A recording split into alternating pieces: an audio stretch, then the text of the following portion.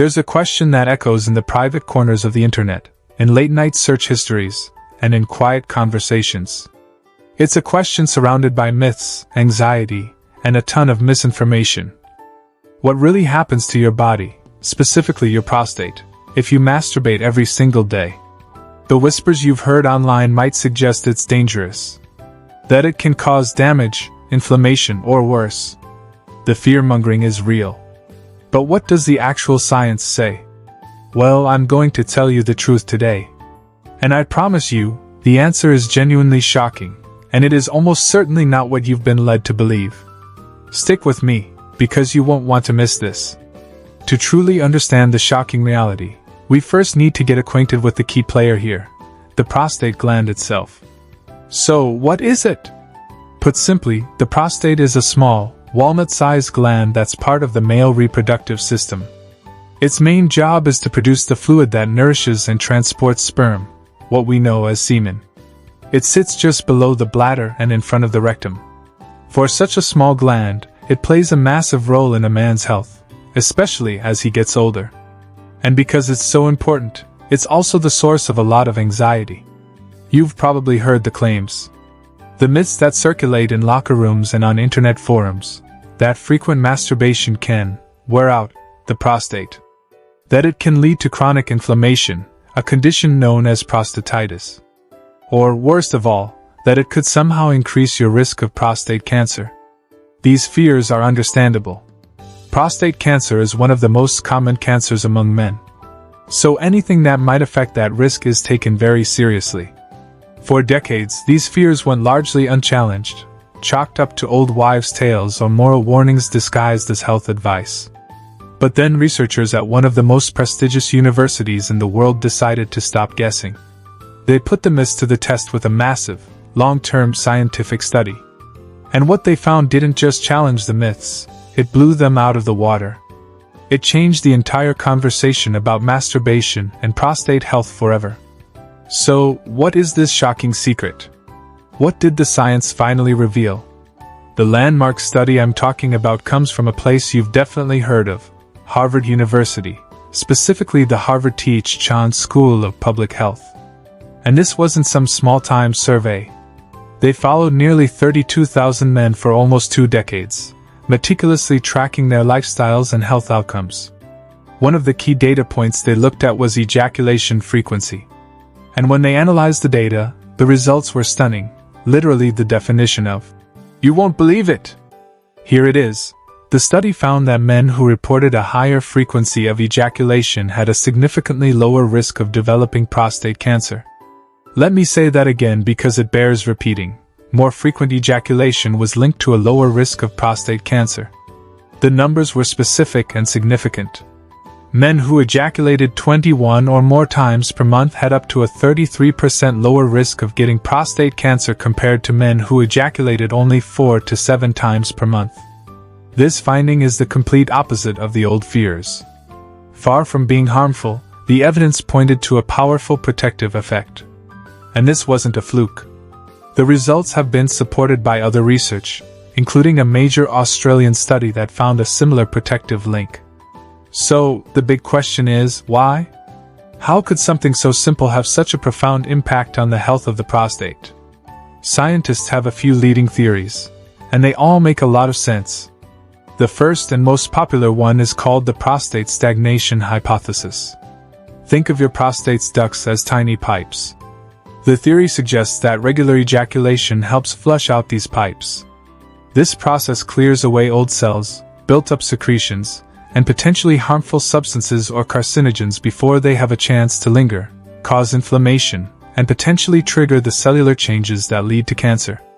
It's essentially a natural cleansing mechanism. The second theory revolves around cellular health. Every time a cell divides, there's a small chance of a genetic error, a mutation that could lead to cancer. The hypothesis here is that frequent ejaculation promotes a healthier cycle of cellular turnover. It encourages the prostate to replace old, potentially damaged cells with new, healthy ones more efficiently, reducing the opportunity for cancerous cells to take hold and multiply. And a third idea connects to stress and inflammation. Chronic inflammation is a major risk factor for many types of cancer. Ejaculation is linked to reduced tension and psychological stress. By lowering stress levels, you may also be lowering the body's overall inflammatory response, helping to create a healthier internal environment for the prostate.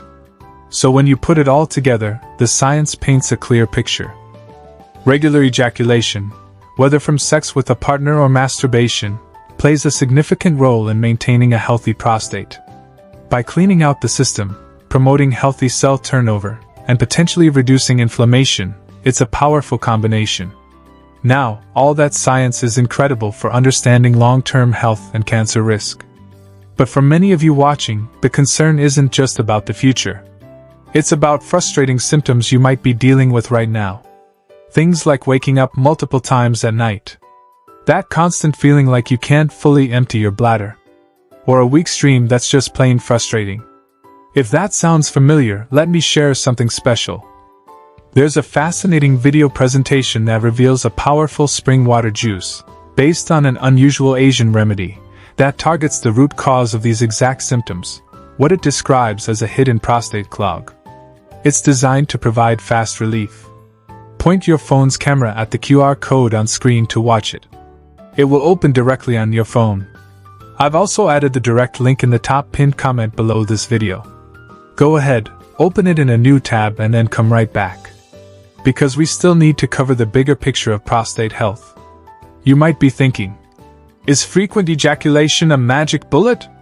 A guaranteed way to prevent prostate cancer? This is where we need to be responsible. The answer is, not exactly.